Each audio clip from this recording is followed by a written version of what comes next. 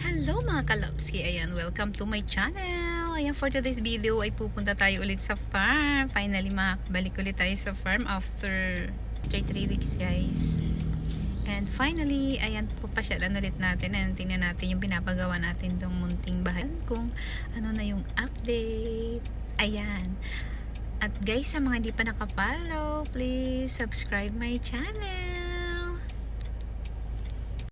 Ayan, bumili yung asawa ko ng lugaw kasi everytime na pupunta kami dito hindi kami nakakaabot kasi ang benta talaga guys nung chicken na may itlog. Alam mo yung itlog sa loob, yung hindi pa nabubuo, ayun yung inaabangan namin lagi dito. And 3 times na kami pabalik-balik dito and hindi talaga kami nakakaabot. And this time nagpa-reserve na yung husband ko, so mamaya pagbalik namin dadaanan namin. At ngayon yung husband ko ay bumibili naman ng pandesal.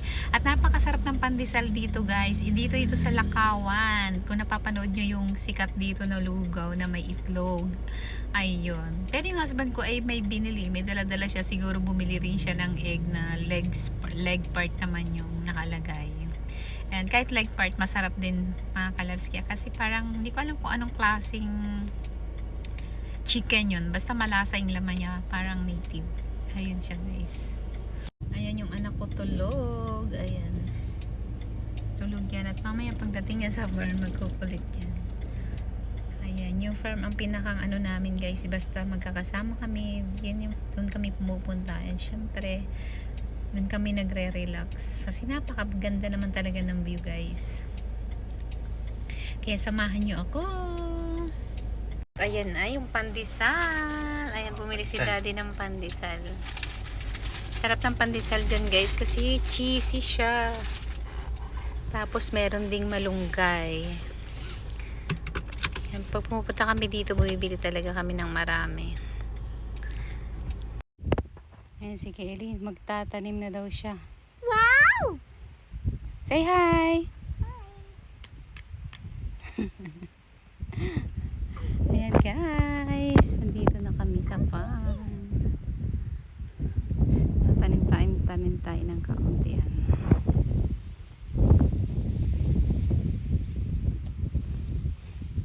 Natuwa ako dun sa manggagawa namin dito guys kasi nagtanim siya. Ayan o, nagtanim siya ng talbos ng kamote. Tapos dito meron din siyang tinanim, tingnan nyo. Ayan o, ayan. Ayan, tinanim yan guys o. Ganda sa dulo. O, diba? Buhay na siya. Tinanim niya siguro yan ng tag-ulan. Ngayon kasi 2 days nang mainit eh. And may mga dala rin tayo ngayong halaman. Tatanim natin dito. Ito yung anak ko. Nag-aaral na siya mag-farming. What are you doing, Kelly? You dig? Oh my gosh.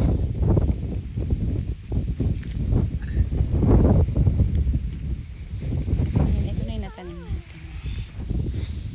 Ayan guys. O diba ang init? Tara tayo magtatanim. Wala tayong stand eh. Hindi tayo makapaglagay ng camera. Tayong stand. Hanap tayo ng magandang posisyon ng camera.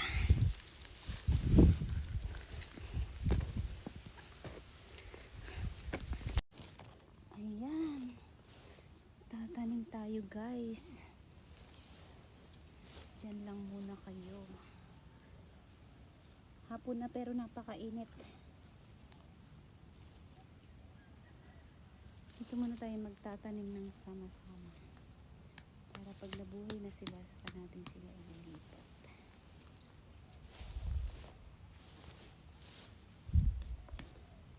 Dito sa baba.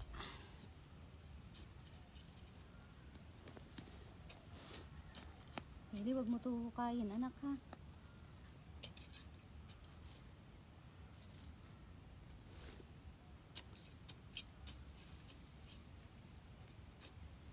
Kawad oh. Gusto ko yan. Dawin yan.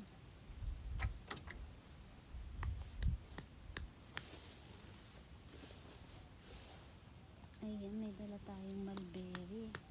Grabe yung mulberry, natuyo agad. May dala tayo ng mulberry. Nasa na?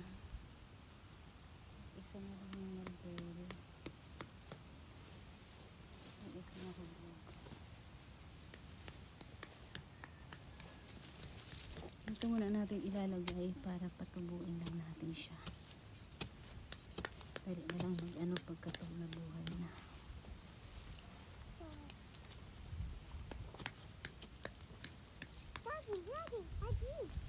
Yeah, you can do it. Kelly is digging.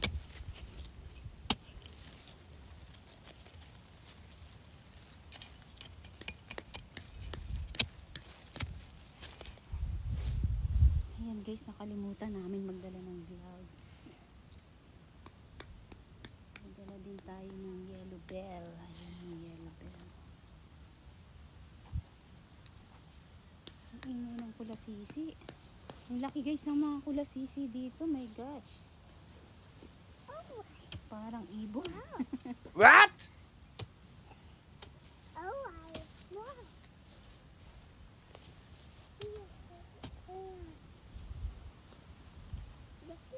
One only, okay? Just the small one. Oh, this one only, that's yours. So you plant that there. Oh. No, it's a plant. Yeah, it's a plant. You plant there. You dig and plant.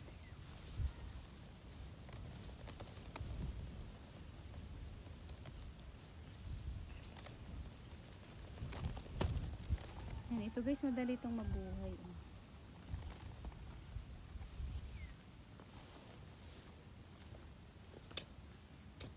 Para lang magkaroon ng itsura yung ating bahay-bahay.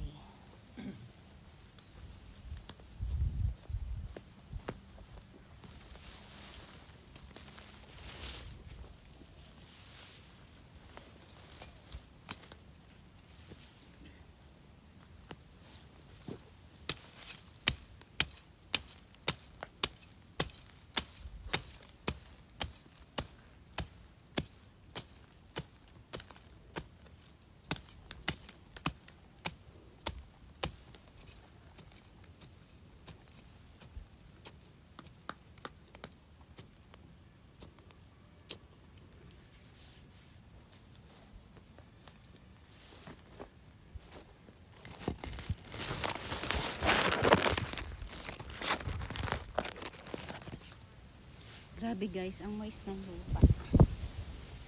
Ay, mainit moist yung lupa. Madali silang mabubuhay. Yes, mommy. Ha? Are you done? Good job. Good job.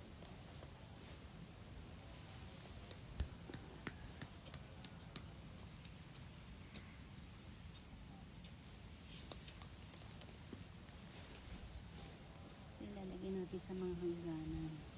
Ito dito.